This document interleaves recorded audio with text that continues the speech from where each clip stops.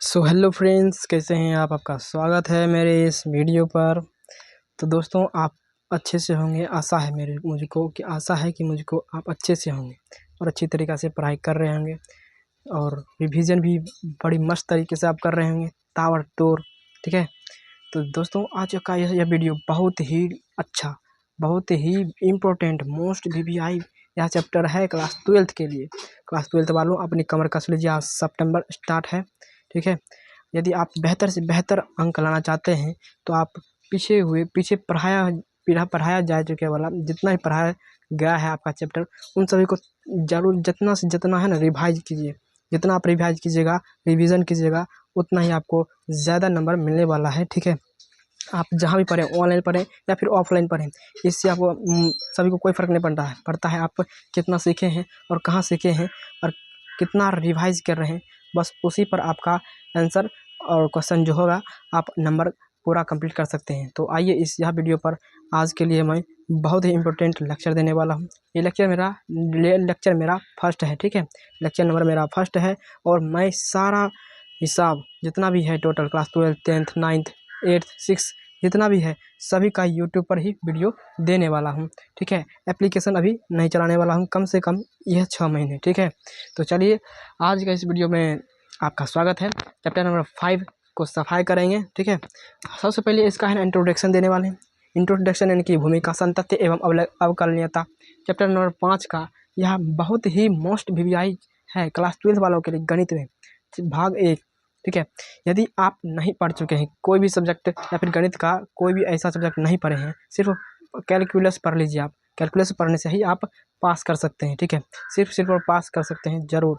इससे इतना अंक पूछा जाता है कि आप पास कर सकते हो। ठीक है, तो चलिए बिना देर किए हुए इस चैप्टर पर बढ़ते हैं, अपनी विषय वस्तु की ओर चलते हैं। ठीक, देखिए इस पर आज हम सबसे पहले चर्चा क्या करेंगे कि इंट्रोडक्शन देना है। इसमें हमको आज इंट्रोडक्शन देना है, DUCTI इंट्रोडक्शन आज हमको इसमें देंगे। दूसरा बात है इस पर, इसमें जो कि क्वेश्चन मैथ के लिए बहुत ही बड़ा मायने रखता है फार्मूला। ठीक है, ना कि उसके लिए और कुछ फार्मूला जिसको थ्योरी जिसको याद है समझे, उसके लिए मैथ पूरा आसान है, चुटकियों में वो कर सकता है। ठीक है, तो चलिए आज बिना लेट किए हुए इस पर आप दूसरा बात लिखते हैं। दूसरा बात हमारा है कि फार्मूला। ठीक है, महत्वपूर्ण सूत्र MVVI है। यदि यह सूत्र किसी को याद नहीं है, ठीक है, यदि यह चैप्टर के बारे में आप नहीं जानते हैं, तो आज यह चैप्टर आपके लिए बहुत ही बड़ा लाभदायक और जो जानते हैं उसके लिए रिवाइज होने वाला है। ठीक है, तो पहला है हमारा इंट्रोडक्शन यानी कि भूमिका। इस चैप्टर के बारे में हमको भूमिका देना है। तो अवकलन किसे कहते हैं, सबसे पहले उसका परिभाषा जान लेते हैं। ठीक है, अवकलन क्या है, तो सबसे पहले लिखेंगे अवकलन। अवकलन क्या है, डिफ्रेंशिएशन, इसमें से कहते हैं डिफ्रेंशिएशन। ठीक है, डिफ्रेंशिएशन। तो अवकलन क्या, परिवर्तन की दर को ही परिवर्तन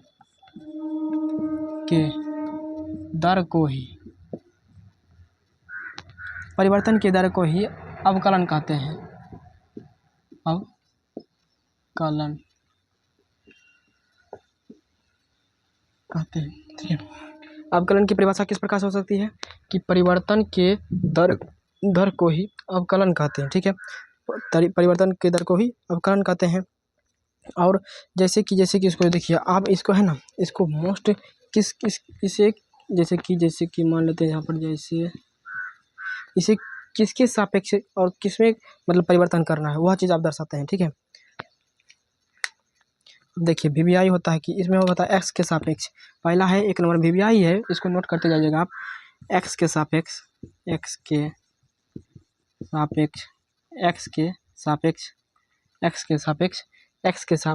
आपकी किताब में ही है भाई। आप x के सापेक्ष y में परिवर्तन की दर को y में परिवर्तन x के सापेक्ष, किसके सापेक्ष, यदि x के सापेक्ष आपको कोई अवकलन ज्ञात करना है y में, तो हम इसको इस प्रकार dy/dx लिख सकते हैं, dy/dx। ठीक है, दूसरी बात यही है कि y के सापेक्ष, यदि y के सापेक्ष आपको हो, y के सापेक्ष एक्स में परिवर्तन किधर, एक्स में परिवर्तन होगा तो हम इसको इस तरह से लिख सकते हैं भाई कि डी एक्स के सापेक्ष, गलत तो नहीं है भाई रे, गलत तो नहीं, ठीक ये ठीक है। हाँ, कहता है कि वाई के सापेक्ष एक्स में परिवर्तन क्या होगा इसमें, डी एक्स बटे डी वाई होगा। ठीक है, यहाँ तक आपने यदि क्लियर है तो आप लोग इसको स्क्रीनशॉट ले सकते हैं। ठीक, चलो उसके आगे हम बढ़ते हैं। अब एक चीज़ और नोट कर लीजिएगा, स्क्रीनशॉट आप ले लीजिए।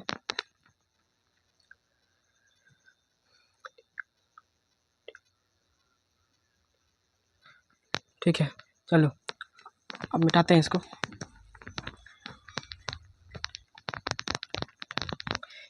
एक बातें नोट करनी है आपको, नोट में लिखना है इसको, VBI है नोट कि डी एक्स को डी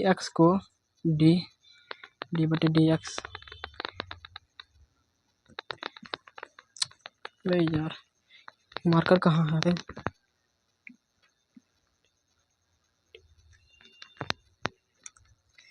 डी एक्स को डेल एक्स तथा डी वाई को डेल वाई पढ़ेंगे। ठीक है, इसमें कोई दिक्कत, यह आपकी यह बातें नोट में हो सकती है। ठीक है, कि डी एक्स को डेल एक्स तथा डी वाई को डेल वाई के से भी पढ़ सकते हैं, इसमें कोई दिक्कत नहीं है। अब कहता है डी वाई को वाई डॉट या फिर वाई डॉट या फिर या एफ ऑफ एक्स या फिर डेल्टा वाई के सूचित किया जाता है। देखो आपके बुक में ही दिया है नोट पर कि डी वाई को डी वाई बटे डी एक्स को, ठीक है, वाई डैश वाई एफ या एफ ऑफ एक्स या फिर डेल्टा वाई से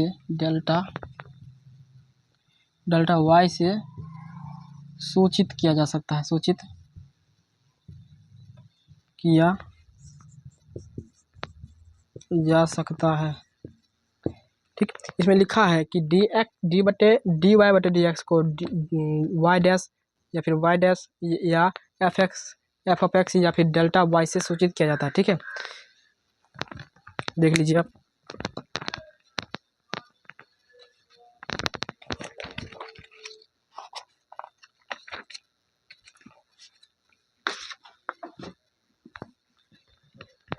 चलो अब यहाँ तक आप, आशा है कि आप यहाँ तक आपको कोई दिक्कत नहीं होगी। ठीक है, अब इसको हम मिटाते हैं, साफ करते हैं। ठीक, अब सीधे फॉर्मूला, इंट्रोडक्शन तो हो चुका है कि अवकलन किसे कहते हैं, तो परिवर्तन की दर को अवकलन कहते हैं। ठीक है, और इसे डी एक्स को डेल एक्स था, डी वाई को डी एक्स वाई को हम डेल वाई से पढ़ेंगे। ठीक, और इसे एफ ऑफ एक्स या फिर वाई डैश या फिर डेल्टा वाई से ही सूचित किया जाता है, इसको डी एक्स को। ठीक है, डी वाई को। आप देखिए इसमें पहला सूत्र क्या है, सूत्र। अब हमारा इंट्रोडक्शन तो ख़त्म है, इंट्रोडक्शन तो मेरा ख़त्म हुआ है अभी।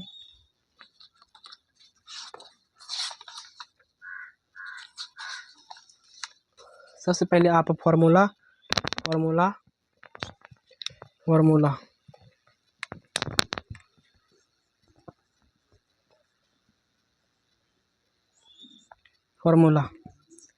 यह सभी VBI फार्मूला है, इसे आपको याद करना ही करना है, चाहे आप जैसे करें। यदि आप ज़्यादा लिख कर फार्मूला को याद कर रहे हैं तो आपके लिए बहुत ही बेटर होगा।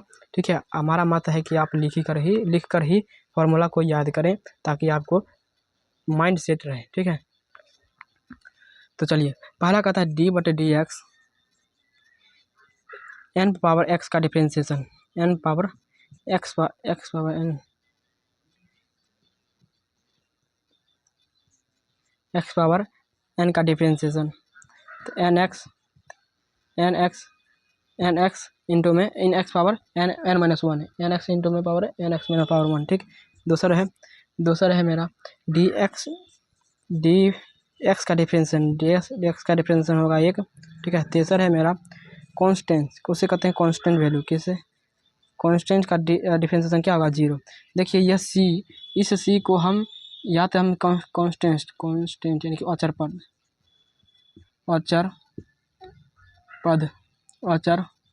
पद बराबर कांस्टेंट या भी कह सकते हैं, या इसको के से भी लिखा जाता है। ठीक है, कांस्टेंट को के या फिर सी से भी सूचित करता है, और कांस्टेंट मतलब होता है अचर पद। जैसे कि हिंदी गिनती में जितना भी अंक आता है वो सब हमारा अचर पद हुआ, यानी कि कांस्टेंट हुआ। ठीक है, तो कांस्टेंट का डिफरेंशिएशन क्या होगा? 0 होगा। ठीक है, उसके बाद फार्मूला है मेरा, फार्मूला है d/dx log x बराबर क्या होगा? तो 1/x। फिर देखिए यहाँ पर 5 नंबर में d/dx इसको इस तरह से पढ़ेंगे, x के पावर x का डिफरेंशिएशन क्या होगा? तो x से होगा। ठीक है, ऐसे पढ़ना है। ठीक, डिफरेंशिएशन x पावर हो चुका है। रूट x का डिफरेंशिएशन क्या होगा? रूट x का डिफरेंशिएशन होता है, रूट x का डिफरेंशिएशन 1/2 रूट x। ठीक है, चलो तो इस पर तो 1/x का डिफरेंशिएशन क्या होगा? माइनस के 1/x डिफरेंशिएशन। ठीक है, माइनस के 1/1/x। ठीक है, तो चलिए आगे। अब देखिए a/x 8 हुआ था फार्मूला मेरा, 9 नंबर फार्मूला है डिफरेंशिएशन a/x क्या होगा? तो a/x log a, x जगह हमको a देना होगा। ठीक है, यह फार्मूला मेरा है 9 नंबर। ठीक है, 10 नंबर फार्मूला देखिए अब देखिए साइन x का डिफरेंशिएशन क्या होगा? साइन x का डिफरेंशिएशन होता है cos x। ठीक है, साइन x का डिफरेंशिएशन cos x, और cos x का differentiation d/dx cos x differentiation minus का साइन x होगा, उसके बाद देखिए यहाँ पर हट जाते हैं ताकि आपको क्लियर से दिखाई पड़े। ठीक है, 12 नंबर होगा मेरा फॉर्मूला कि डिफरेंशिएशन 10x का डिफरेंशिएशन क्या पढ़े? 10x का डिफरेंशिएशन होता है sec स्क्वायर एक्स। ठीक है, आप लोग पहले इसको स्क्रीनशॉट ले लीजिए, तो आप लोग इसको पहले स्क्रीनशॉट ले लीजिएगा। ठीक है,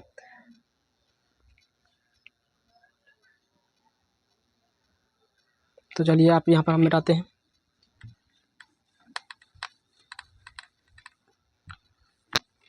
अभी फार्मूला पूरा नहीं हुआ है, आप कृपया फार्मूला को देखकर ही दम लीजिएगा। ठीक है, 10 तक ही बताए हैं, क्वार्टर ही बताना बाकी है।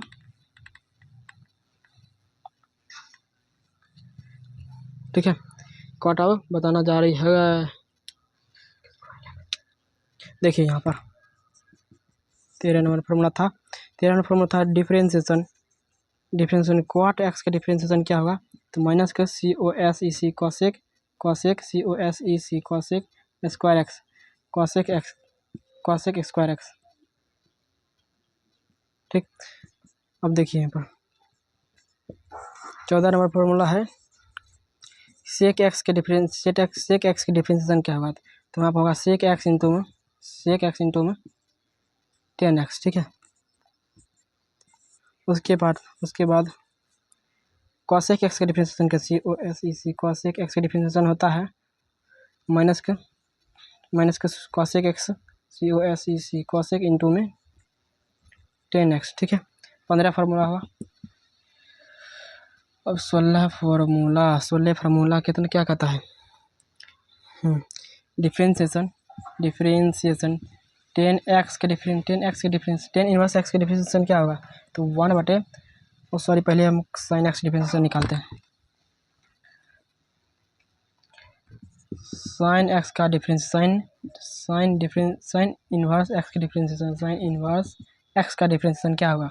1/, रूट अंडर 1 माइनस के कॉस स्क्वायर एक्स स्क्वायर।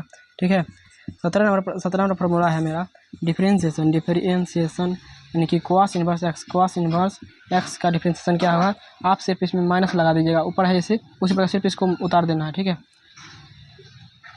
ठीक, आप देखिए यहाँ पर 18 नंबर मेरा फार्मूला था 18 नंबर फार्मूला था मेरा 10 इनवर्स एक्स का डिफरेंशिएशन क्या होगा? 1/1 एक्स स्क्वायर की एक्स था रही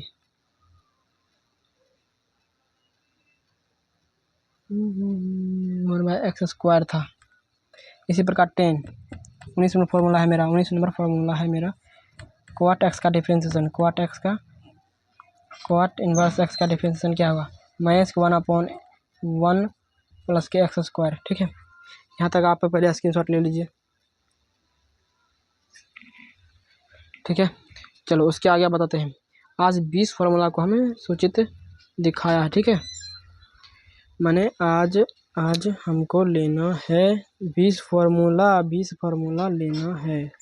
ठीक है, 2 फार्मूला और है, सेक और कॉसेक। आप इसको लिख लीजिएगा। ठीक है, लिख लीजिए जब तक।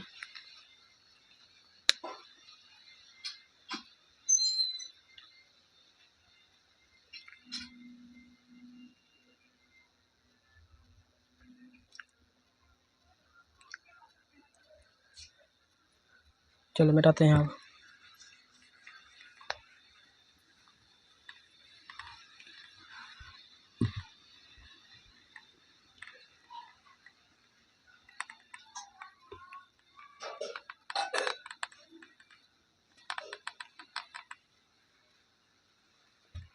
चलिए, अगला फार्मूला है मेरा। ठीक है, 20 नंबर था। अगला फार्मूला है मेरा d/dx सेक इन्वर्स एक्स का। ठीक है, सेक इन्वर्स एक्स का, सेक क्वाट अभी बताए थे, 10 क्वाट सेक। हाँ, सेक इन्वर्स एक्स का क्या होगा, सेक इन्वर्स क्या होता है, 1/1 एक्स मॉड एक्स रूट में एक्स स्क्वायर माइनस का 1, sorry mod x root under x square minus के 1। ठीक है, कॉसेक इन्वर्स एक्स का होगा, कॉसेक इन्वर्स एक्स का डिफरेंशिएशन क्या होगा, 1। इस पर फिर माइनस लगा देना और कुछ नहीं होता है, मॉड एक्स रूट अंडर में एक्स के स्क्वायर माइनस के 1। यदि आपको यहाँ तक कोई दिक्कत है, यदि आपको कोई यहाँ तक डाउट है, तो आप मुझे कमेंट करके पूछ सकते हैं। ठीक है, तो चलिए यह वीडियो यहीं पर समाप्त हुआ। आज मैंने सिर्फ अवकलनीयता और अवकलन किसे कहते हैं उसके बारे में, चैप्टर के बारे में इंट्रोडक्शन दिया। ठीक है, यह 20-22 फार्मूला जो है, आप उसको यदि आप याद नहीं कीजिएगा, यदि आप उसको याद नहीं कीजिएगा तो आपके लिए बहुत ही इम्पोर्टेंट चीज़ मिस हो जाएगा। ज़रूरी है इस फार्मूला तक आपको कम से कम अपने माइंड में रखिएगा। ठीक है, अपना माइंड के मुंह पर रखिएगा, ताकि आप कोई पूछे बता सकते हैं। आपका जिस तरह से क्वेश्चन पूछे आप उस तरह से बता सकते हैं। सो धन्यवाद, आज के वीडियो यहीं तक रहा। Thank you.